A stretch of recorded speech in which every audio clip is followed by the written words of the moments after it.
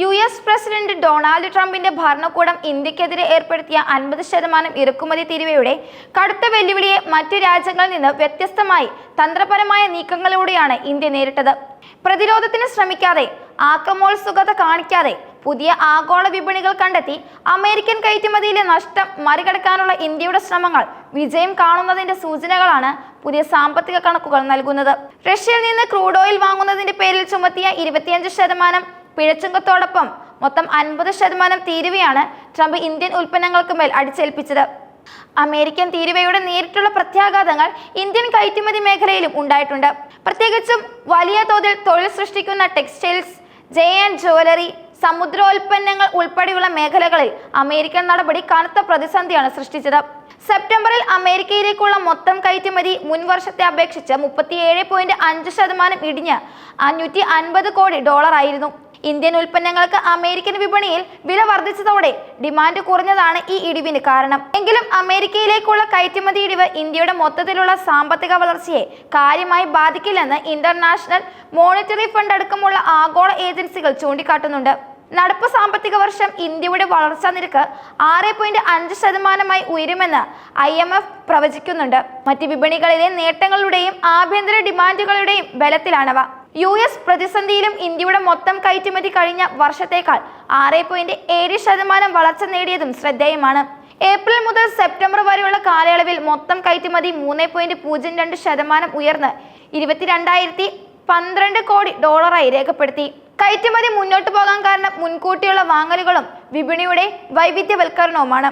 American നടപടി താൽക്കാലിക പ്രതിസന്ധി സൃഷ്ടിക്കുമെങ്കിലും ദീർഘകാലാടിസ്ഥാനത്തിൽ പുതിയ വിപണികൾ കണ്ടെത്താനുള്ള അവസരമായിട്ടാണ് ഇന്ത്യൻ സർക്കാർ ഇതിനെ കണ്ടത്.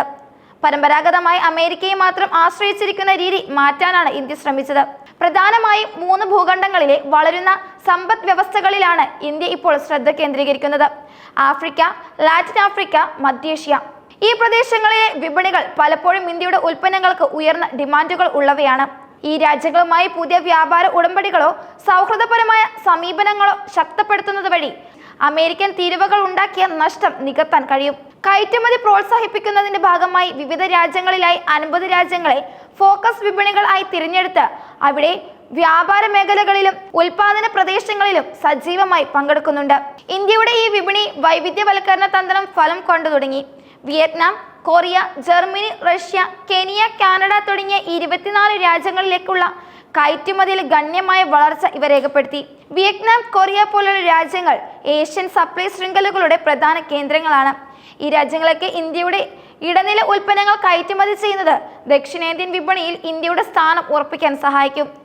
ജർമ്മനി പോലുള്ള യൂറോപ്യൻ രാജ്യങ്ങളിലെ സാങ്കേതിക വിപണിയിലും റഷ്യ പോലുള്ള തന്ത്രപരമായ സഖ്യകക്ഷികളിലേക്കുള്ള വ്യാപാരത്തിലും വളർച്ച നേടുന്നത് US ആശ്രിതത്വം കുറയ്ക്കാനും സഹായിക്കും. കെനിയ പോലുള്ള ആഫ്രിക്കൻ രാജ്യങ്ങളിലേക്ക് ടെക്സ്റ്റൈൽസ്, ഫാർമസ്യൂട്ടിക്കൽസ് എന്നിവയുടെ കയറ്റുമതി വർദ്ധിപ്പിക്കുന്നത് പുതിയതും വേഗത്തിൽ വളരുന്നതുമായ വിപണിയിലേക്കുള്ള വാതിൽ തുറക്കുന്നു. തീരുവ യുദ്ധ പ്രതിസന്ധി മറികടക്കാനായി ഇന്ത്യൻ കമ്പനികൾ ആഭ്യന്തര തലത്തിൽ ചെലവ് ചുരുക്കൽ നടപടികൾ ശക്തമാക്കുകയാണ്. ആഗോള വിപണിയിൽ മത്സരക്ഷമത നിലനിർത്താൻ ഇത് അനിവാര്യമാണ്. ജീവനക്കാരുടെ കൂലിയും മറ്റ് ആനുകൂല്യങ്ങളും കർശനമായി നിയന്ത്രിച്ച് ഉൽപാദന ചെലവ് കുറയ്ക്കാൻ പല കമ്പനികളും ശ്രമിക്കുന്നു. ലോജിസ്റ്റിക്സ് കാര്യക്ഷമത വർദ്ധിപ്പിച്ചും കാര്യക്ഷമമല്ലാത്ത ഗതാഗത മാർഗങ്ങൾ ഒഴിവാക്കിയും ചരക്ക് ഗതാഗത ചെലവ് കുറയ്ക്കുന്നു. അനാവശ്യമായ പ്രവർത്തന ചെലവുകൾ ഒഴിവാക്കി കമ്പനിയുടെ പ്രവർത്തന ലാഭം നിലനിർത്താനും ശ്രമിക്കുന്നു.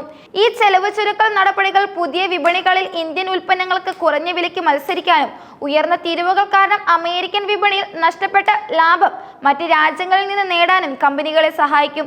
ട്രംപിന്റെ തീരുവകൾ ഇന്ത്യൻ സമ്പദ് വ്യവസ്ഥയ്ക്ക് ഒരു ഷോക്ക് ട്രീറ്റ്മെന്റ് പോലെയാണ് പ്രവർത്തിച്ചത്. അമേരിക്കയുമായി ഒരു ഏറ്റുമുട്ടലിന് ശ്രമിക്കാതെ തന്ത്രപരമായ വിപണി വൈവിധ്യവൽക്കരണം എന്ന ബുദ്ധിപരമായ സമീപനം സ്വീകരിച്ചത് ഇന്ത്യക്ക് ദീർഘകാലാടിസ്ഥാനത്തിൽ ഗുണകരമാകും.